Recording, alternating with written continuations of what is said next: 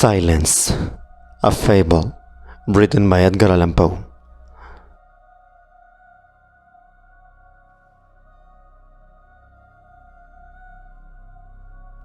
The mountain pinnacles slumber, valleys, cracks, and caves are silent. "Listen to me," said the demon as he placed his hand upon my head. "The region of which I speak is a dreary region in Libya, by the borders of the river Zaire, and there is no quiet there, nor silence. The waters of the river have a saffron and sickly hue, and they flow not onwards to the sea, but palpitate forever and forever beneath the red eye of the sun, with a tumultuous and convulsive motion. For many miles on either side of the river's oozy bed is a pale desert of gigantic water lilies. They sigh one unto the other in that solitude, and stretch towards the heaven their long and ghastly necks, and nod to and fro their everlasting heads. And there is an indistinct murmur which cometh out from among them like the rushing of the subterranean water, and they sigh one unto the other. But there is a boundary to the realm, the boundary of the dark, horrible, lofty forest. There, like the waves about the Hebrides, the low underwood is agitated continually, but there is no wind throughout the heaven, and the tall primeval trees rock eternally hither and thither with a crashing and mighty sound. And from their high summits, one by one, drop everlasting dews, and at their roots strange poisonous flowers lie writhing in perturbed slumber. And overhead, with a rustling and loud noise, the grey clouds rush westwardly forever, until they roll, a cataract, over the fiery wall of the horizon.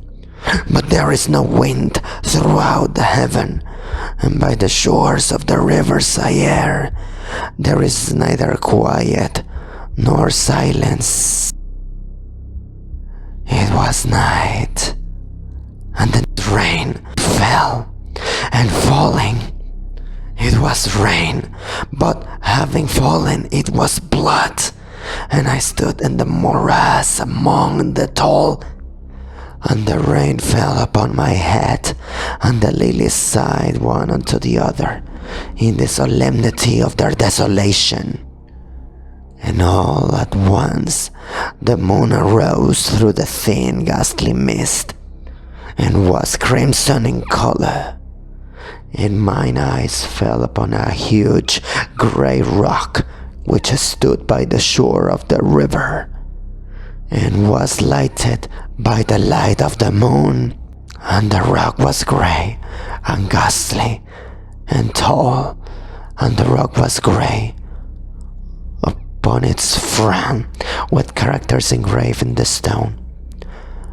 And I walked through the morass of water lilies until I came close unto the shore, that I might read the characters upon the stone, but I could not decipher them, and I was going back into the morass when the moon shone with a fallen red, and I turned and looked again upon the rock and upon the characters, and the characters were desolation. And I looked upwards, and there stood a man, the summit of the rock, and I hid myself among the water lilies, that I might discover the actions of the man. And the man was tall and stately in form, and was wrapped up from his shoulders to his feet in the toga of old Rome, and the outlines of his figure were indistinct, but his features were the features of a deity, and the mantle of the night, and of the mist, and of the moon, and of the dew had left undercovered the features of his face, and his brow was lofty with thought, and his eye wild with care, and in the few furrows upon his cheek I read the fables of sorrow, and weariness, and disgust with mankind, and a longing after solitude. And the man sat upon the rock, and leaned his head upon his hand, and looked upon the desolation. He looked down into the low and quiet shrubbery, and up into the tall primeval trees, and up higher at the rustling heaven, and into the crimson moon. And I lay close within shelter of the lilies, and observed the actions of the man. And the man trembled in the solitude, but the night waned, and he sat upon the rock. And the man turned his attention from the heaven, and looked out upon the dreary river Zaire, and upon the yellow ghastly waters, and upon the pale legions of the water lilies. And the man listened to the signs of the water lilies, and to the murmur that came up from among them. And I lay close within my covert, and observed the actions of the man. And the man trembled in the solitude, but the night waned, and he sat upon the rock.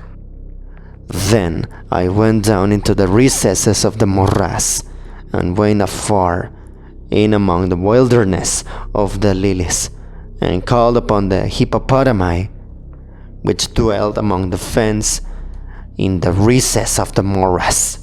And the hippopotami heard my call, and came with the behemoth unto the foot of the rock, and roared loudly and fearfully beneath the moon. And I lay close within my covert, and observed the actions of the man.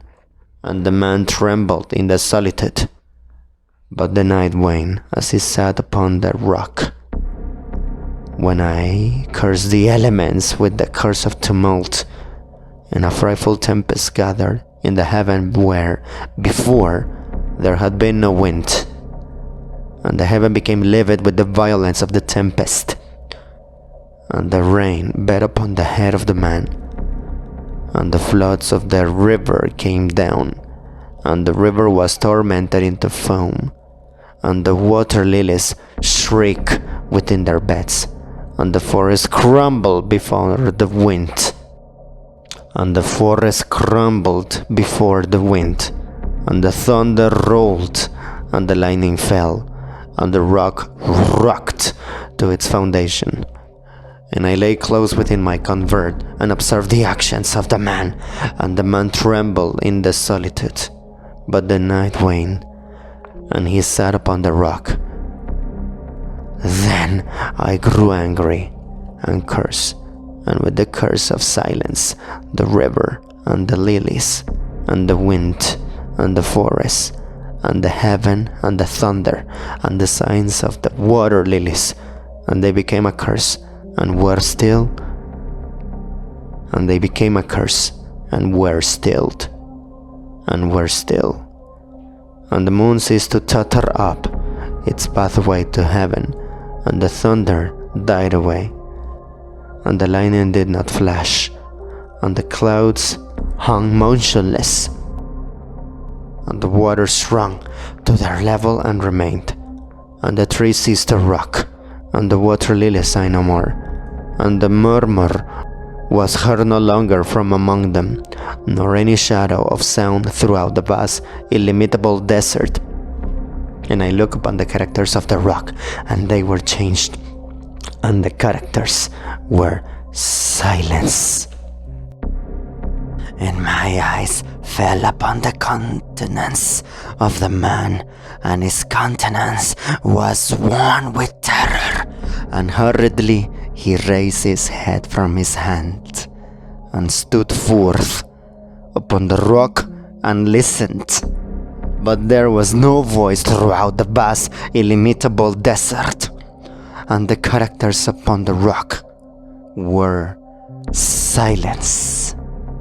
And the man shuddered and turned his face away and flew afar off in haste, so that I beheld him no more.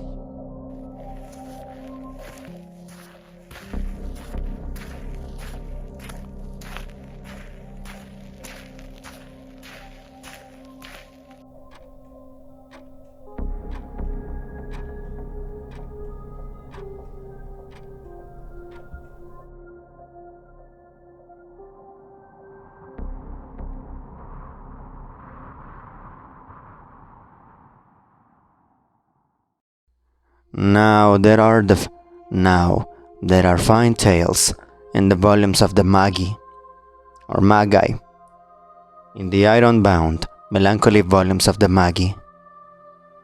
Therein, I say, are glorious histories of the heaven, and of the earth, and of the mighty sea, and of the genii that rule over the sea, and the earth, and the lofty heaven. There was much lore, too, in the sayings which were said by the Sibyls, and holy things were heard of old by the dim leaves that tremble around Dodona. But as Allah liveth, that fable which the demon told me as he sat by my side in the shadow of the tomb, I hold to be the most wonderful of all. And as the demon made an end of his story, he fell back within the cavity of the tomb and laughed.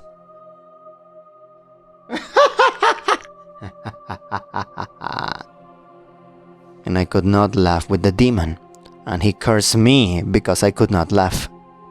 And the lynx, which dwelleth forever in the tomb, came out therefrom, and lay down at the feet of the demon, and looked at him steadily in the face.